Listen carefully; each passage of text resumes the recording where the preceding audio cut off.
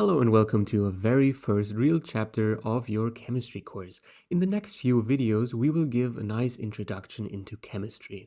A lot of this will sound familiar, but we will just start with the basic definitions, the basic concepts to really grasp, to then further proceed with more complicated topics. So first, let's get some definitions out of the way. Chemistry is actually the study of matter, and matter is basically anything that has mass and takes up space. And anything that exists consists of some sort of matter. And matter, further on, is composed of atoms, which are the basic building blocks of all matter, and therefore atoms are the basic building blocks of everything that exists. Multiple atoms can combine and form molecules. And also, matter can undergo physical and chemical changes. We will go into more detail about these physical and chemical changes within this video. So, what is the difference between a physical and a chemical change of a matter? A physical change is a change that happens to matter which does not change the chemical makeup of the substance. For example, a change of state of matter or density. So, for example, melting ice to water would be a physical change because the chemical makeup of this substance is still the same and nothing in the chemical composition has changed, just the change of the state of the matter, the phase of the matter actually changed. A chemical change, on the other hand, is a change that happens to the matter where we actually somehow change the composition, the chemical composition of the substance. For example, breaking and forming of chemical bonds. In the next videos, we will further go into detail about bond breaking, bond forming, and so on. So this will be explained later on. So here we got a lovely picture of a campfire with some marshmallows on top. And the question for this picture would be, what is going on? Is it a physical change or a chemical change? Take a second, think about it, and the answer is a chemical change. So if you said chemical change, this would be more than correct. What's going on here actually is a combustion reaction. We will not go into detail about combustion reactions just yet, but I can tell you, or you probably know, that from burning of wood, we have the wood combustion that mainly turns half of the mass of this wood into carbon dioxide, CO2, and also a little makeup of water. So H2O will also be produced in this reaction. So the wood, as we know it from before, with its chemical composition, is not existent anymore after this combustion. So here we got a nice picture of some ice, and it looks like that it might be starting to melt, and it is already melting from some sunshine from above.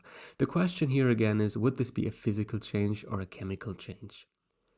If you said physical change, you would be more than correct, because as we said earlier, the change of the phase of matter does not change its chemical composition. The chemical composition is still the same. What mainly changed here is the density, and we will talk about this on the next slides.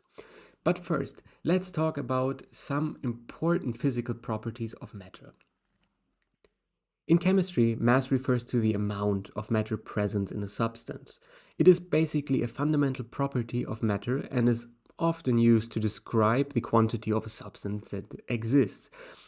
The mass of any object is often measured in grams or kilograms, and mass is always conserved in chemical reactions, meaning all the mass of the reactants, so the substances that we give into a chemical reaction, will be equal to the total mass of its products, right? So what goes into the reaction comes out of the reaction from a mass standpoint. Also, the concept of mass is related to weight, but is also quite distinct from one another. While mass is the measure of amount of matter, weight is actually the measure of gravitational force acting on our object or a substance, meaning that the weight of an object can vary depending on the gravitational field, meaning the mass of an astronaut would be the same on the moon and on the Earth, but the weight would differ significantly due to the difference in gravitational force acting on this astronaut. In chemistry, volume is defined as the amount of space our substance will occupy. It is a physical property that is usually, measured in milliliters, liters, cubic meters, cubic centimeters, so on and so forth. The volume of a substance can usually be determined by its dimensions, so we can measure length, width, height, and so on.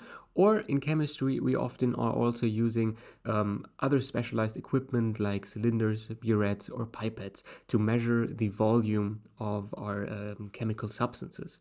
Volume is quite an important property in chemistry, and it is closely related to the density. Not just the volume is related to the density, but rather also the mass. So the mass and volume are closely related to the density, meaning that density is defined as the mass of a substance per unit of volume. And it is the measurement of how closely packed our substance actually is. The density becomes quite important when we talk about states of matter and phase changes. As you know, there are three different states of matter. We have the solids, we have the liquids, and we have the gases. Solids, on one hand, usually present with a fixed shape and a fixed volume and have a high density, meaning, as we know from before, the mass per unit volume, that we have the atoms very, very tightly packed within our substance.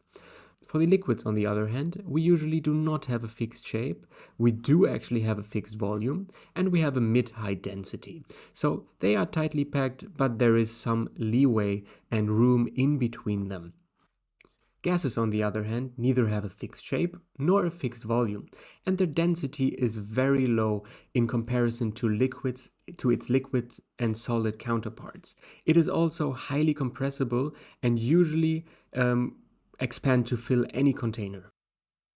When we talk about states of matter, it is also important to introduce the concept of phase changes.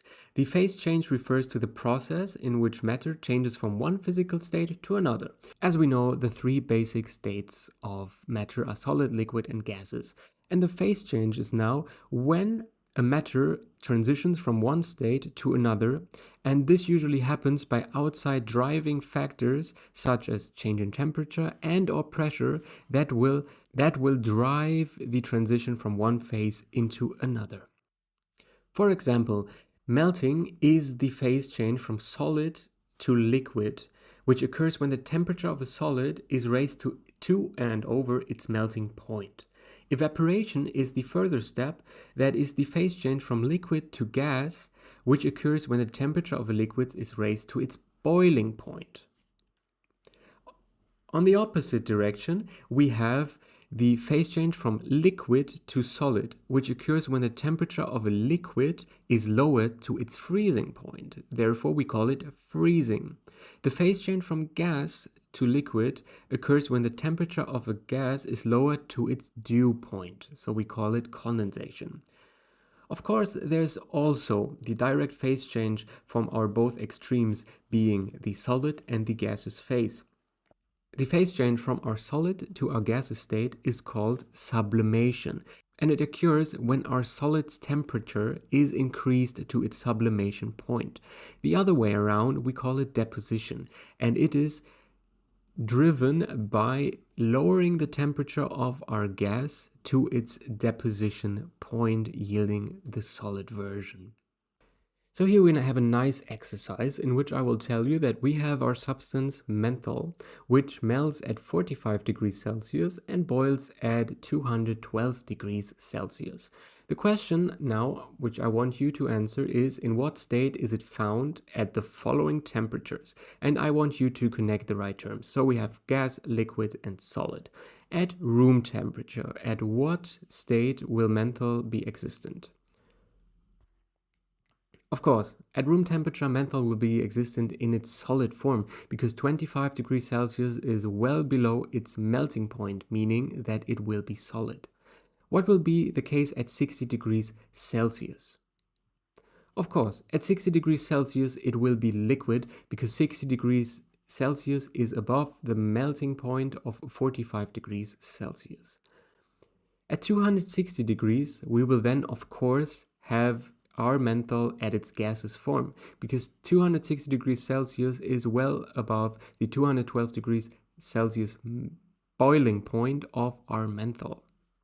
So to just summarize this chapter, in this video we learned that matter can undergo physical and chemical changes. We also learned about physical and chemical changes and know that a physical change is a change where the arrangement of molecules is not changed.